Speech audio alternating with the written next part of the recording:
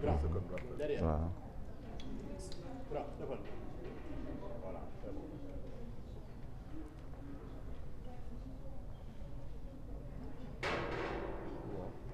C'est bon. Voilà, je m'appelle Fodé Diémé, je suis le directeur de la méthodologie, de la coordination statistique et de l'innovation à l'Agence nationale de la statistique et de la démographie.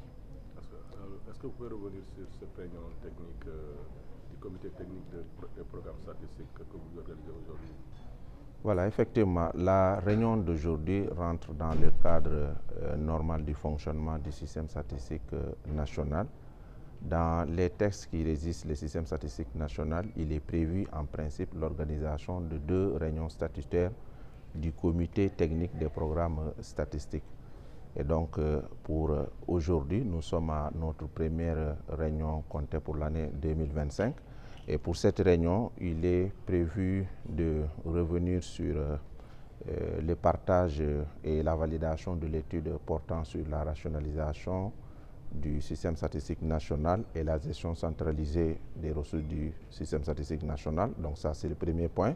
Le deuxième point porte plutôt sur le partage du rapport d'activité des activités du système statistique national de 2025 et le programme prévisionnel des activités du système statistique national pour l'année 2026 dimanche. Donc voilà les 2 points en tout cas qui sont inscrits à l'ordre du jour de la réunion de ce matin. Alors, quand on parle de rationalisation, à quoi le Sénégalais lambda peut s'attendre? Voilà, effectivement, en fait, il faut savoir que dans le système, le fonctionnement normal du système statistique national, nous partons de stratégies que nous élaborons tous les 5 ans. Nous sommes à notre 4e stratégie nationale de développement de la statistique.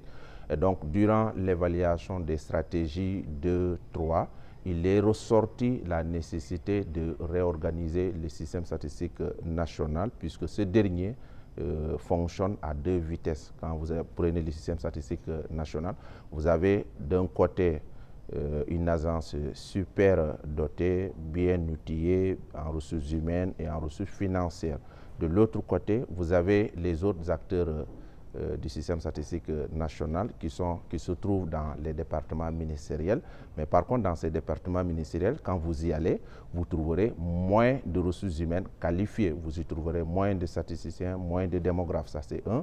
Mais 2, vous trouverez que ces structures qui en fait sont dans les différents départements ministériels et qui sont chargés en principe de produire les statistiques de leur département, n'ont pas aussi suffisamment de ressources financières. Donc voilà, de manière résumée, si je devais vous présenter comment le système fonctionne à 2 vitesses. 1, vous avez l'ANS de notre côté, super doté.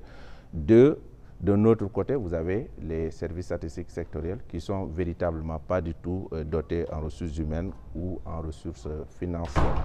Et donc l'idée, c'est de voir comment va-t-on réorganiser le système statistique national pour qu'on ait un système statistique national qui fonctionne de manière synchronisée.